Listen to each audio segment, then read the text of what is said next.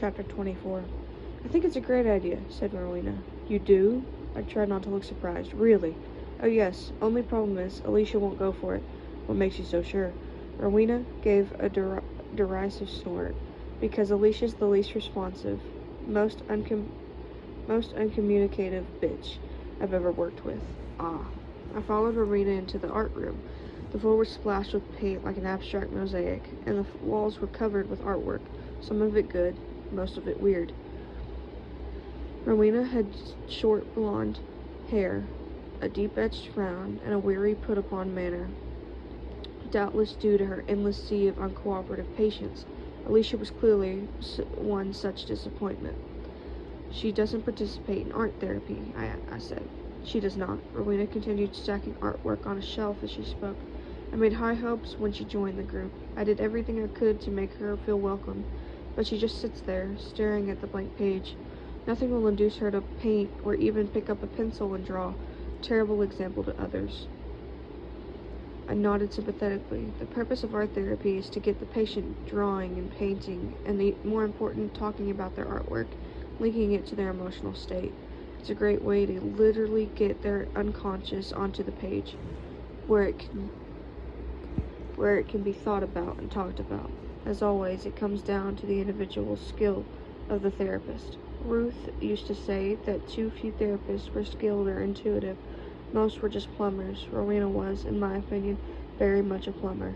She obviously felt snubbed by Alicia. I tried to be as placating as possible. Perhaps it's painful for her, I suggest gently. Painful? Well, it can't be easy for an artist of her ability to sit and paint with the other patients. Why not? Because she's above it? I've seen her work. I don't rate her highly at all. Rowena sucked in her mouth as if she had tasted something unpleasant.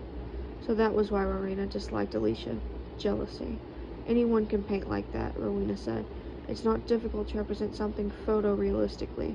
What's harder is to have point of view about it. I don't want to get into debate about Alicia's art, so what you're saying is you'll be relieved if I take her off your hands.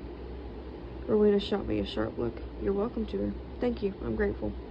Rowena sniffed contemptuously. You'll need to supply the art materials. My budget doesn't stretch to oils. Chapter 25. I have a confession to make. Alicia didn't look at me. I went on, watching her carefully. I happened to pass your old gallery the other day when I was in Soho, so I went inside. The manager was kind enough to show me some of your work. He's an old friend of yours.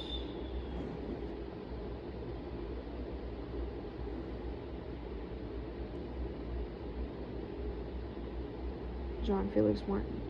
I waited for a response. None came. I hope you don't think it was an invasion of your privacy. Perhaps I should have consulted you first. I hope you don't mind. No response. I saw a couple of paintings I'd not seen before. The one of your mother, and the one of your aunt, Lydia Rose. Alicia slowly raised her head and looked at me. An expression was in her eyes I'd not seen before. I couldn't quite place it. Was it amusement? Quite apart from the obvious interest for me as your therapist. I found the paintings affecting on a personal level. They're extremely powerful pieces. Alicia's eyes lowered. She was losing interest. I persevered quickly. A couple of things struck me. In the painting of your mother's car accident, there's something missing from the picture. You didn't paint yourself in the car, even though you were there. No reaction. I wonder if that means you're only able to think of it as her tragedy, because she died, but in fact, there was also a little girl in that car. A girl whose feelings of loss were, I suspect, neither validated nor fully experienced.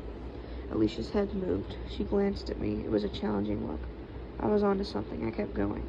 I asked John Felix about your self-portrait, Alcestis, about its meeting, and he suggested I have a look at this. I pulled out the copy of the play Alcestis.